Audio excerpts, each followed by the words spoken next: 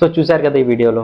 So 5 months old baby. So ఆరోగ్యంగా పుట్టింది. పుట్టినప్పటి నుంచి ఇప్పటి వరకు వెయిట్ కూడా చాలా బాగా వచ్చింది. ఎలాంటి సిక్నెస్ లేదు. కానీ పాలు తాగింది, రోజులాగే ఎప్పటిలాగే పాలు తాగింది, నిద్రపోయింది. కానీ సడన్ గా చూసే వరకు ప్రాణం లేకుండా పడింది. సో పేరెంట్స్ ఇమీడియట్ గా హాస్పిటల్కి తీసుకొచ్చారు. సో మా దగ్గరికి వచ్చేసరికి ఎలాంటి ప్రాణం లేదు. సో బాడీ చల్లగా అయిపోయింది. సో మేము కూడా రిసాస్టేషన్ చేసి బేబీని బ్రతికించే ప్రయత్నం చేశాం. కానీ ఇంట్యుబేషన్ అంటే గొంతులో ఊపిరితిత్తులో ట్యూబ్ వేసి శ్వాస అందిద్దామని ప్రయత్నించినప్పుడు ఊపిరితిత్తుల నుంచి మొత్తం పాలే బయటకు వచ్చాయి. ఊపిరాడక సడన్ గా ప్రాణం పోయింది. సో దీన్నే మిల్క్ ఆస్పిరేషన్ అంటాం, సడన్ ఇన్ఫాంట్ డెత్ సిండ్రోమ్.